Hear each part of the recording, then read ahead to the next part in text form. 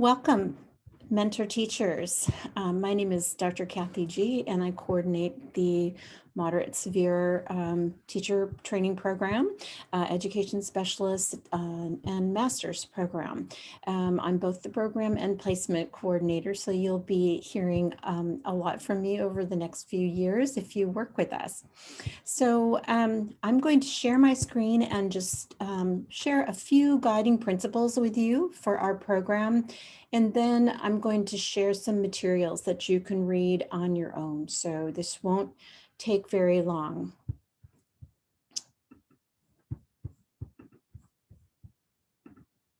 First of all, welcome. You are valuable partners to all of us in doing our teacher training programs. This program is the Master of Arts in Special Education Teaching with an emphasis in moderate severe disabilities. On the next slide is my contact information, which is also in the materials that you are being given to read through. But I just want to encourage you, I'm very open to connecting with you if you have any questions at all.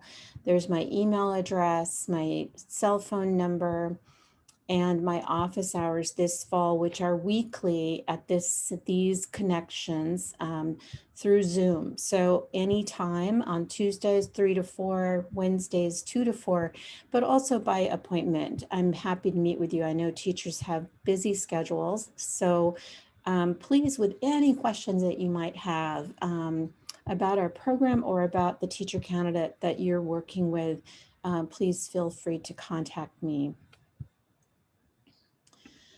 I want to share with you 8 guiding principles to our program.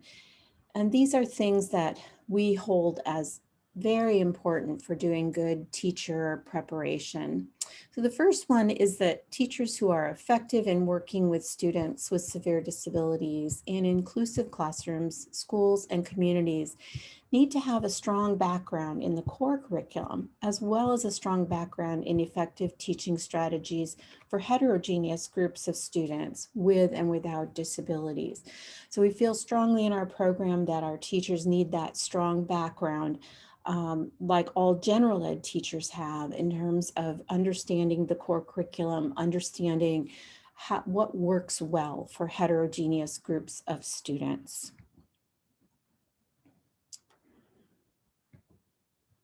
Teachers of students with moderate severe disabilities, though, must also have a wide range of competencies that are in addition to those generic teaching skills. And that includes things like data-based instruction, augmentative and alternative communication systems, individualized positive behavioral support strategies, how to do person family-centered planning.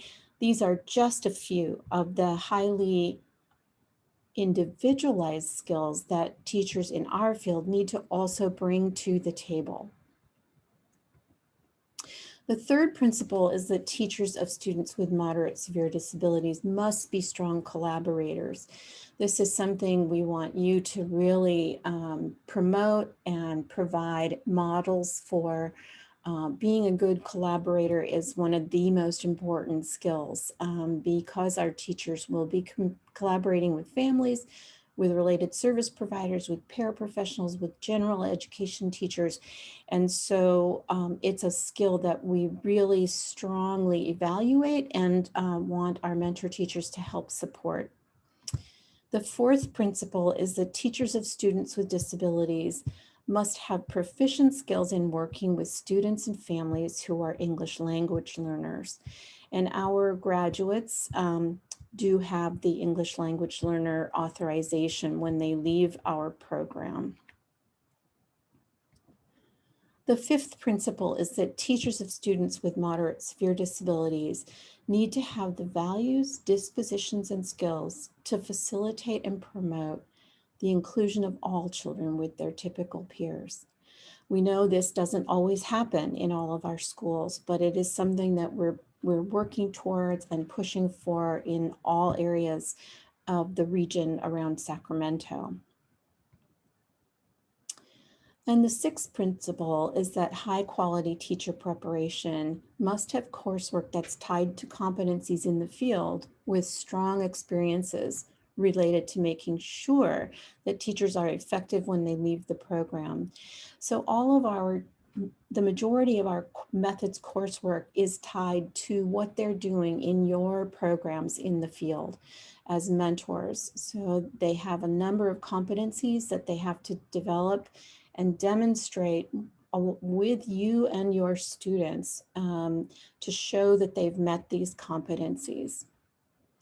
The seventh principle is that new teachers are much more successful when they have high quality mentor teachers throughout their program and a variety of experiences across ages and disabilities.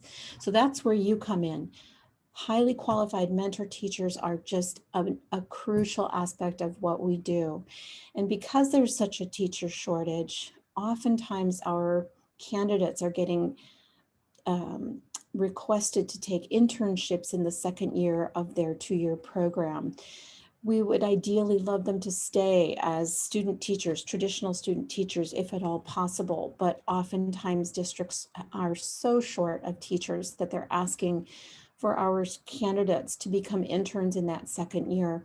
This makes the mentoring in the first year of the program even more important. So if you're taking one of our first semester candidates or second semester candidates, please know how important your mentoring really is to them.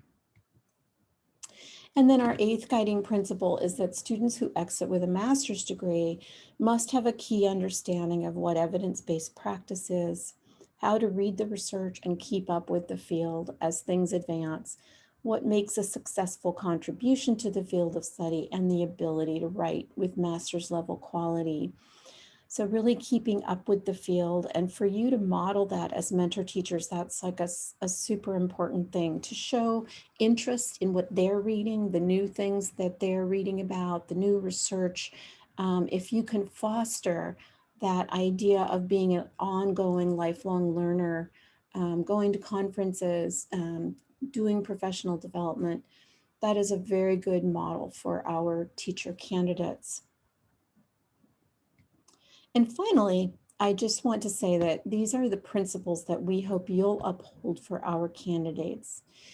We believe that all children, regardless of the severity of their disabilities, can be successfully included with their typical peers.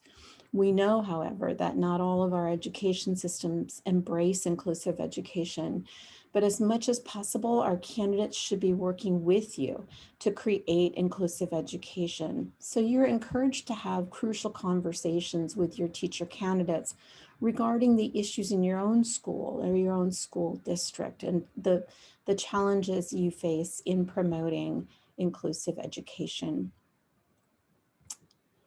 Finally, I have some materials for you to review that are attached.